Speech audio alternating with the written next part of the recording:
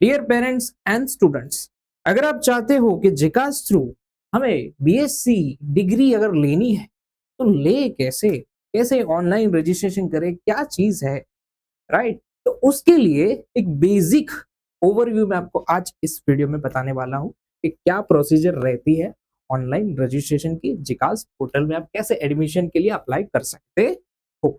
तो सबसे पहली बात, अगर आप चैनल में नए आए हो तो खास करके प्रिय सर ज्ञानपीठ चैनल को सब्सक्राइब जरूर कर लेना, क्योंकि दोस्तों जब आप एडमिशन ले रहे होते हो, एडमिशन प्रोसेस कर रहे हो, तो एक एक चीज आपके लिए इंपॉर्टेंट होती है। आपसे कुछ भी गलती ना हो जाए उसका आपको पूरा ध्यान रखना चाहिए। और इस चैनल पे हम लोग है ना पूरे इंफॉर्मेशन वीडियो एकदम एक्यूरेटली लाने वाले हैं, एकदम एक्यूरेट इंफॉर्मेशन के साथ। तो आपसे कुछ भी मिस ना हो जाए इसका ध्यान आपको खुद रखना पड़ेगा, है ना। उसके लिए आपको और कुछ नहीं करना है, इस चैनल को आपको सब्सक्राइब कर लेना है और रेगुलरली अपडेटेड रहने के लिए आपको इस चैनल के वीडियोस जो है, इंफॉर्मेशन वीडियोस देखने, right. Back to the topic. आज के इस टॉपिक में मैं फिर से बता देता हूँ क्या देखने वाले हैं। बीएससी डिग्री मेळवવાનો તમારો मार्ग, जिकास थ्रू आपको किस प्रोसेस से गुजरना पड़ेगा जिससे आप बीएससी की डिग्री के लिए अप्लाई कर सकते हो, एडमिशन ले सकते हो। सबसे पहला क्वेश्चन लोगों को बहुत परेशान कर सकता है, तो मैं बता देता हूँ। શું જીકાસમાં બીએસસીમાં પ્રવેશ મેળવવા માટે ગુજસેટની જરૂર પડે? क्या गुजसेट की बीएससी डिग्री में अप्लाई करने के लिए जिकास में जरूरत पड़ती है? ये हमारा पहला क्वेश्चन है। तो इसका आंसर क्लियरली है नो। गुजसेट के जो मेरी मार्क्स है उसके जनरली हमें जिकास के एडमिशन प्रोसेस में जरूरत नहीं पड़ती। तो जिन्होंने भी गुजकेट एग्जाम नहीं दी है या फिर मिस हो गई है जिनसे, वो चिंता ना करें, आप इसके लिए अप्लाई कर सकते हो, आपको एडमिशन मिल सकता है। फाइन। अब आपका मेरिट बनता कैसे है? आपने रजिस्ट्रेशन कर लिया, देखो मैं आपको याद करा देता हूँ। रजिस्ट्रेशन जो है वो चालू हो चुका है। आप गूगल में लिख सकते हो जिकास एडमिशन, राइट। तो वहां से आपको एक वेबसाइट मिल जाएगी, ऑफिशियल वेबसाइट, जिससे आप एडमिशन अपना रजिस्ट्रेशन कर सकते हो। हाँ, how is your merit determine, आपका मेरिट बनता कैसे है? तो इनके लिए ये चार चीजें इंपॉर्टेंट रहती है।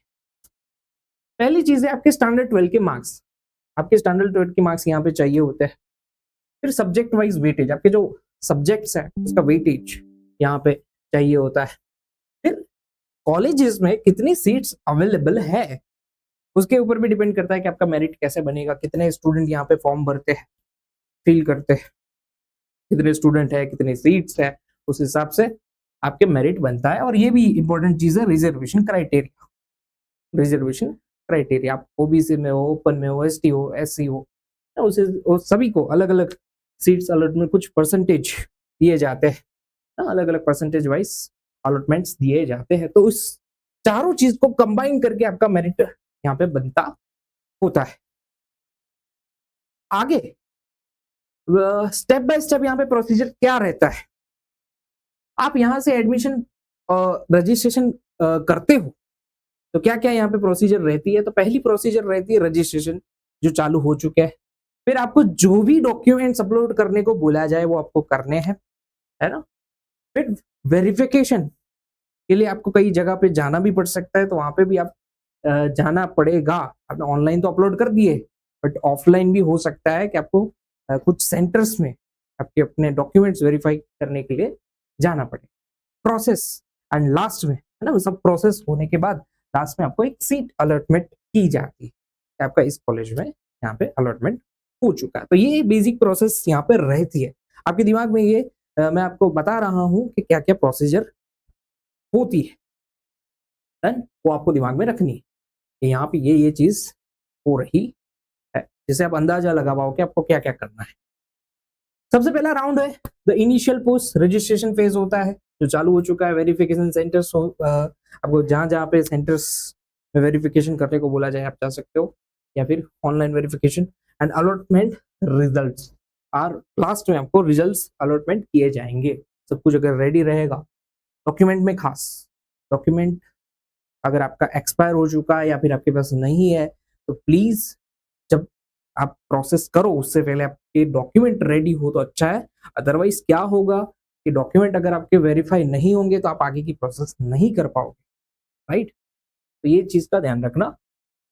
बेसिकली यहाँ पे सिर्फ एक ही राउंड नहीं होता है, अलग अलग राउंड भी होता है, 2, 3, 4 एंड कभी कभी 4+ राउंड भी हो सकता है, राइट?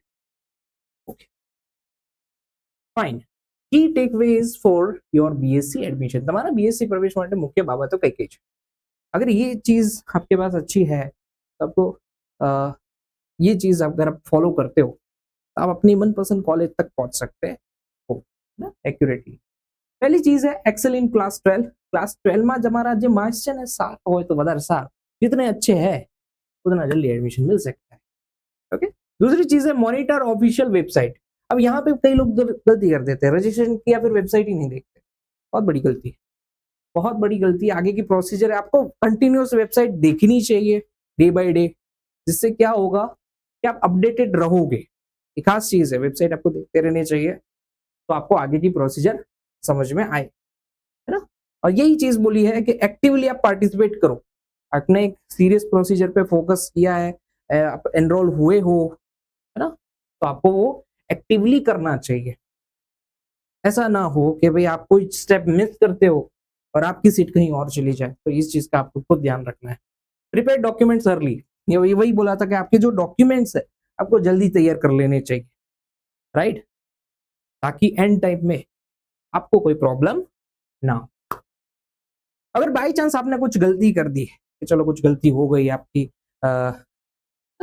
कुछ मिस्टेक्स के कारण आपको प्रॉब्लम ना हो, तो ये हेल्पलाइन नंबर्स आपको दिए गए हैं, जीकास हेल्पलाइन नंबर एंड जीकास टेक्निकल हेल्पलाइन नंबर। तो ये हेल्पलाइन नंबर पे आप कांटेक्ट कर सकते हो, जिससे आपका प्रॉब्लम सॉल्व हो सकता। आप ये ट्राई कर सकते हो ताकि आपने जो मिस्टेक कर दी गई उसको सुधारा जा सके। तो दोस्तों, अगर ये वीडियो आपको बहुत हेल्पफुल लगा है, इंफॉर्मेटिव लगा हुआ है, तो कमेंट खास करें। कमेंट में आप लिख दो कि ऐसे और इन्फॉर्मेशन वीडियो सर आप हमें दे दो। बहुत सारी इन्फॉर्मेशन है, जो भी डाउट्स है आप भी कमेंट में लिख सकते हो ताकि हम उस पर भी एक वीडियो बना पाए, राइट? और आगे की प्रोसीजर तो आने ही वाली है, तो कमेंट कर दो ताकि हम आपको वो इन्फॉर्मेशन पहुंचा पाए। और खास चैनल को सब्सक्राइब नहीं किया है तो कर लेना, क्योंकि आप अगर कुछ गलती करते हो तो आप ही उसमें जिम्मेदार रहते हो। मिलते हैं नेक्स्ट ऐसे ही इंफॉर्मेटिव वीडियो में, तब तक के लिए गुड लक, गुड बाय।